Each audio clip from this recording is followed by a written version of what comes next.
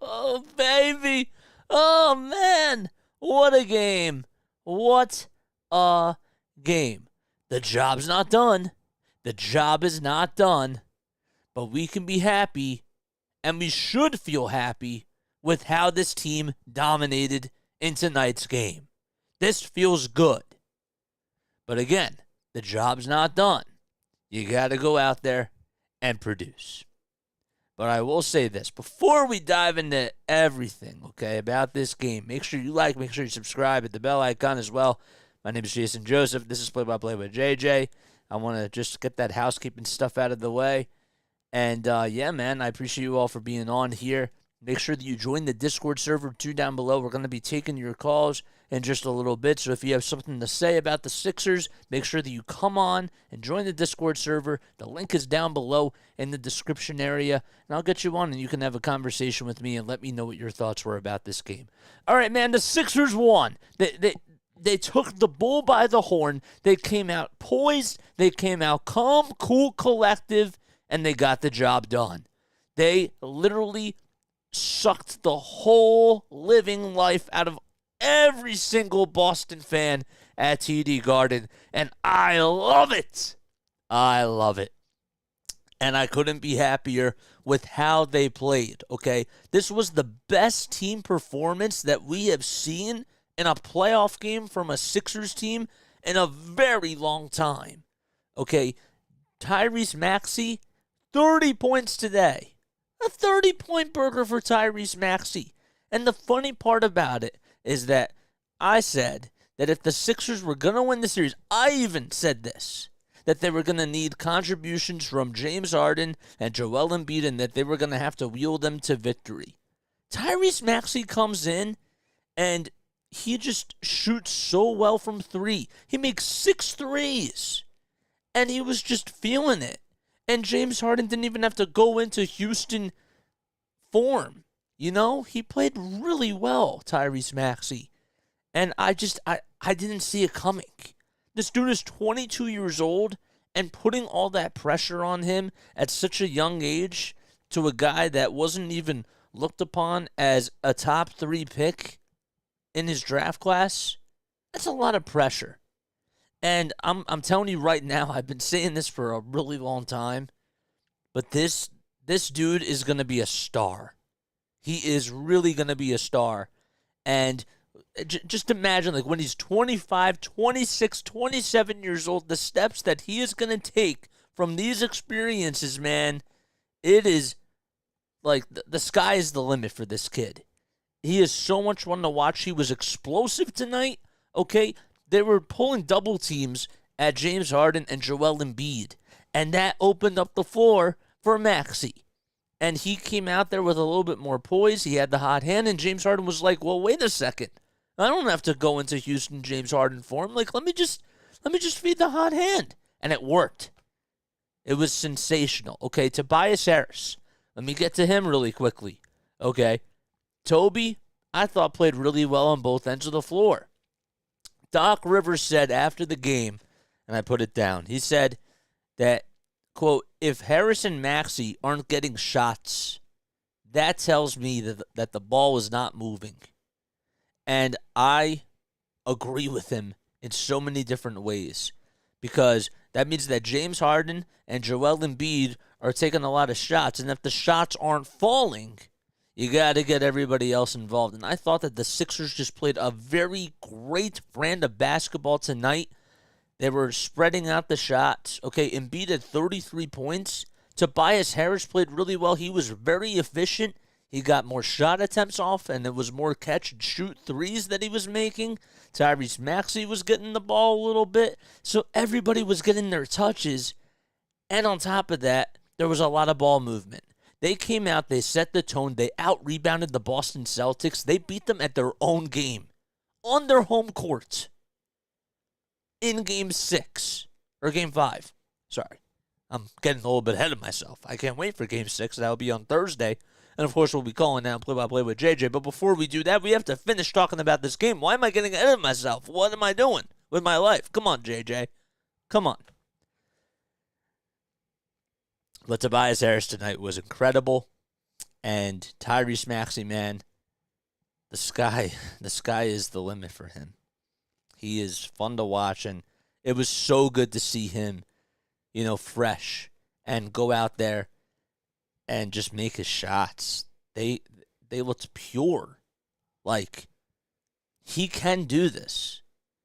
But there just shouldn't be this much pressure on him at such a young age for him to try to, do this on a daily basis. I will tell you, though, if Tyrese Maxey, James Harden, and Joel Embiid are all clicking, not only can the Sixers go to the finals, this team can win the whole thing if they are all clicking consistently. If Maxey's giving you 25, 30 points, Embiid's giving you 30 points, Harden's giving you 25, 30 points, I'm just saying, hypothetically speaking, this team can beat anybody in the league. But let's go back to the whole game itself. Okay, Al Horford for Boston, man, he missed 6 threes in this game. He was putrid for Boston tonight. And why was that? Well, the Sixers adjusted. And yes, Al wasn't making his shots.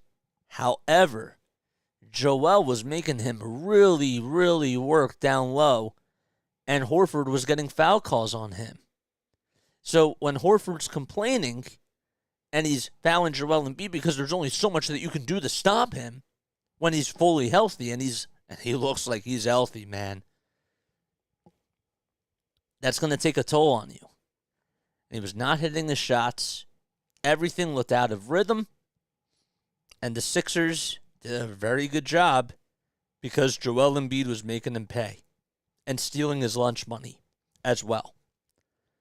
Tatum tonight, okay, 39 points, but 27 shots to get the 39 points. You know what that tells me? That tells me that the Sixers are adjusting and that the Celtics are just playing a lot more ISO, and they're not having as much ball movement because the Sixers as a defensive team are literally doing everything that they can to get the ball out of Boston's hands. Okay, I said that they have been beating Boston at their own game.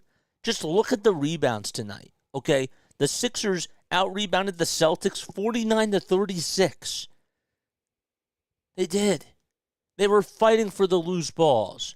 Okay, they were getting the extra possessions. And when Boston did get those extra possessions and they were getting those offensive rebounds, they weren't making their shots because the Sixers' defense caused them to be out of sorts. They only shot, this is the Celtics, they shot 40% from the field, okay? They made 33 out of 83 field goals. Sixers, man, they shot a lot better from the field. They played really well in the paint tonight. Joel Embiid with that sweet spot foul line jumper. That's like almost automatic every time it goes up and in. The job's not done. The job is not done. You need to go back to the Wells Fargo Center and take care of business and put the Celtics away. Plain and simple. But Boston's not going to go away without a fight.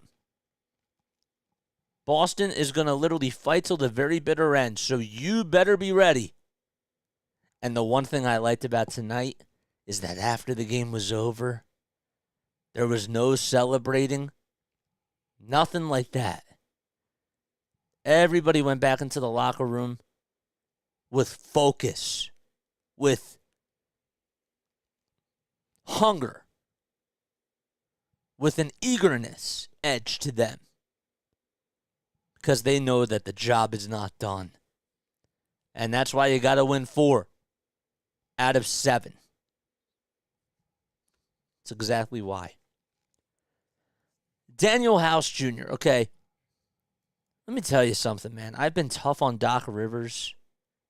But Doc Rivers, man, he's been coaching really well.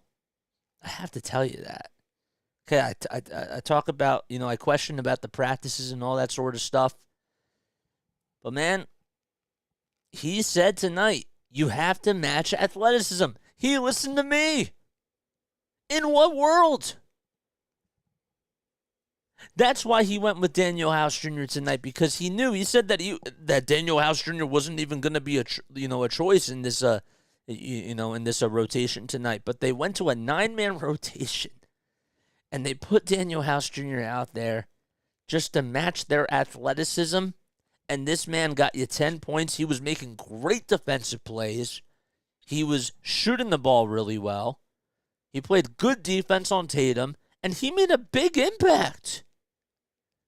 The Sixers actually got by when Joel Embiid was not out there. And when was the last time that we have ever said that? I don't think we've ever said that, because we knew that this team hasn't really had like a good backup center or just even somebody else that could take over a game while he's sitting. They had it tonight. And I got to tip my cap to Doc Rivers, because he went with Danuel House Jr. He tried something different. I don't think anybody expected that to happen, but it worked. And Doc Rivers outcoached Joe Mazzulla once again. Man, Joe Mazzulla, man, something's up with this Boston team. They don't look right. But I give the Sixers credit, because they are attacking their holes. The problem is that you still have to get to 4, man. You still got to get to 4 wins. And while there is a little bit of some cracks that are being broken with this Boston team, the Celtics are a good team for a reason. But no, Doc, man, has been coaching very well. Paul Reed wasn't even getting a lot of playing time in the last game because the Sixers were in a must-win situation. Okay, if it's 3-1, the series is done. You and I both know that, because you are not winning 3 in a row to take over the series. 2-2 feels a whole lot better than 3-1. And they just came out tonight, and there was some message. I don't know if it was from PJ Tucker. I don't know who it was from, or if it was just a collective feeling or whatever. But I love the way that this team has been playing. They are fun to watch. Sixers teams in the past never looked like this. The way that they have took over this game from start to finish against a top-tier team like Boston at TD Garden. I heard fans booing. I saw fans filing out of the stadium with like 2 minutes left in the game in Boston.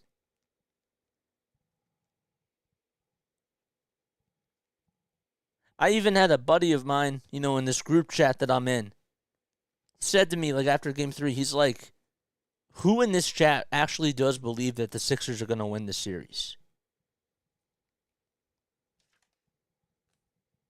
I said that they had a shot all year long. Everything had to be up to par, though. And the series is not over.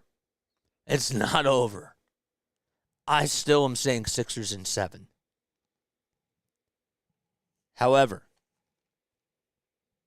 they proved me something tonight. They said to me that it doesn't just take James Harden and Joel Embiid for them to have a good game. They can put everything on full display. When Tobias Harris is getting the shots off, when Tyrese Maxey's actually getting things rolling himself, and when Doc Rivers is making the right adjustments. The rotations were great. The play calling tonight was outstanding by Doc Rivers and the coaching staff. I feel so weird for saying this, because I've been so tough on Doc, but I have also given him his credit where credit has been due. There's still some things I question about him, but I have to tip my cap to him. because the Sixers and he has been pushing the right buttons, and it feels so good. Last thing I want to say before I open it up to you guys, and before we open up the phones and the conversations and everything, again, if you want to join the Discord server, it's down below in the description area. Come on into the voice chat, and let's have a conversation about this team. The last thing I'm going to say is that a lot of people have been saying that Boston, that there's been a whole lot of questions about their leadership. I really think that showed tonight, and I don't know, like there was just some miscommunication. I saw a couple of plays where Al Horford was making some passes, and Robert Williams was open, but he was missing those types of reads. I saw Jaylen Brown and Jason Tatum making some mistakes, and they're looking over at the coaching staff on the bench saying, is this the right thing? Is this what we're supposed to do?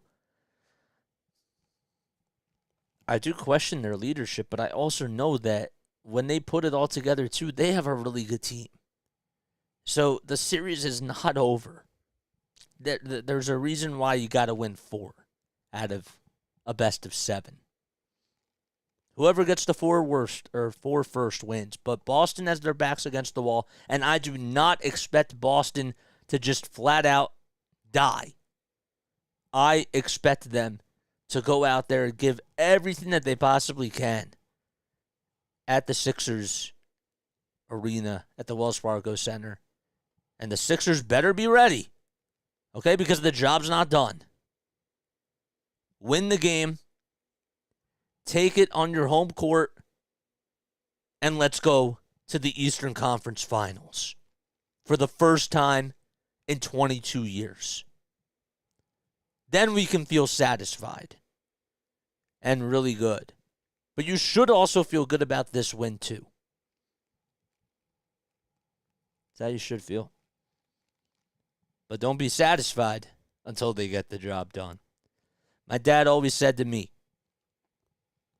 Jason, you could be beating your opponent, but if you take your foot off the gas pedal, if you give them any sort of leniency or holes to poke at, they could take those holes, and then you're in a down position, like in wrestling. And if you can't get out of that, you put yourself in a big hole. Finish the job. And once the buzzer rings, once the series is done, it's done. But that needs to be the mindset going into Game 6. I am proud of this team, though. I can't deny it. I do feel really happy. And you should feel happy. I know I'm contradicting myself, or it seems like maybe I am contradicting myself. You should feel very happy, but you should also feel hungry. That's the best way I can put it. And with that, we're going to open things up to you guys, man. I want to hear what you guys have to say. Comment down below in the comment section. We'll get to your comments. Here we go. Okay, so let's see what we got here.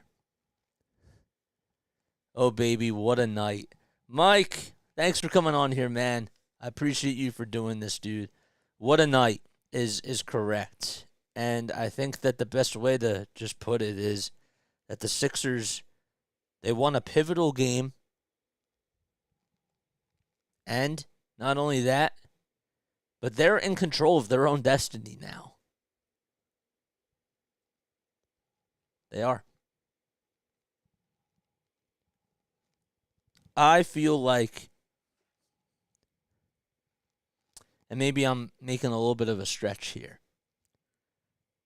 I was talking to my friend the other day, and I told him that I really feel like whoever wins this series, you could slander me all you want, whoever wins this series is going, most likely, to the finals. I said most likely. That doesn't mean I don't give Miami or New York a shot, even though Miami looks like that they're going to win the series. I'm not saying that I don't trust Miami. Boston and Philly, though, and Milwaukee were looked upon as the 3 juggernauts this season to win the East. Milwaukee lost in the first round in a huge upset to Miami. Now it's just Boston and Philly, man. This does feel like it is the Eastern Conference Finals. And it's not over. But, man, I feel good going back to the Wells Fargo Center for Game 6. I just do. I feel a whole lot better than being down 3-2. Because now you're saying that Boston has to win 2 in a row. A lot easier said than done.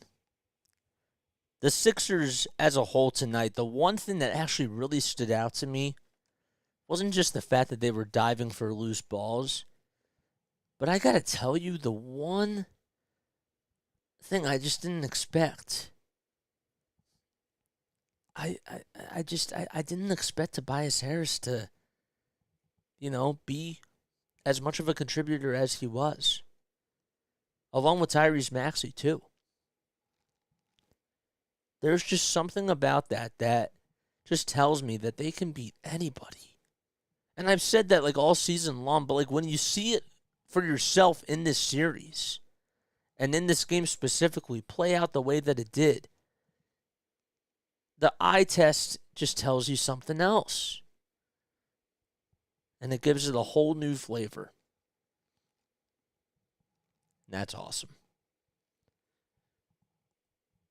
Jaylen Brown has not been getting up a whole lot of shot attempts in the second half of ball games, and I got to tell you, if I'm him and Boston loses, I might think about wanting out of the organization. If Boston loses in this series, they have a whole lot to talk about during the summer. We got 2 games to finish this out. What a turnaround by Philadelphia. Lots of, let me see the full comment. Lots of guys stepping up. NBA Finals, here we come. Again, I love the way that this team is playing. But just like you said, finish the job. Finish the job. And then we celebrate. The one thing that I actually really admired about James Harden after Game 1 and Game 2 and Game 3, he was terrible. And he went from Michael Jordan, to Ben Simmons. But now he's back to playing Jordan-esque basketball. The one thing I liked about his demeanor in Game 1 is after the game was over, okay, Joel Embiid's coming out on the court. He's hugging people. Guys are celebrating. And Harden's like, no. You got to go back to the locker room. We have a job to do. It's just one game. Go back and get ready for the next one.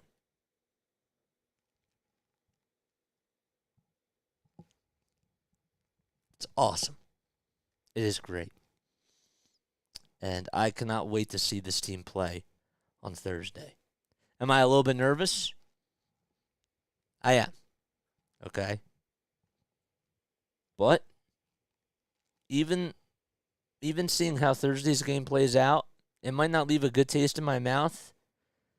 But this game specifically told me what I needed to know about this team. If they can outplay Boston at their own game by getting offensive rebounds, by fighting for loose balls, by playing scrappy basketball, and if they can make their shots on top of it, the series is over, and it'll go to the Sixers. Plain and simple. All right, so, again, if you guys are on the Discord, feel free to come on. Feel free to talk if you want to in the future. We'll still be doing voice calls on here. It's always open for you guys during these post-game shows.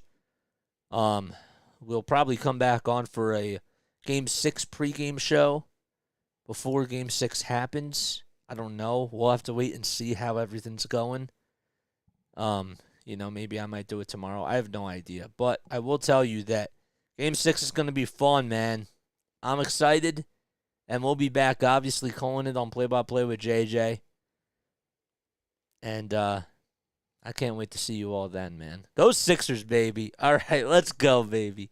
All right, that's going to wrap things up. I want to thank you all so much for being on here. Again, if you haven't done so already, make sure you like, make sure you subscribe, hit the bell icon as well. Go follow JJ on all the social media platforms by connecting with the link tree and, following all the social media accounts on there as well. I love you all so much, and I will see you all on the next one. Peace out. And Lila Tov.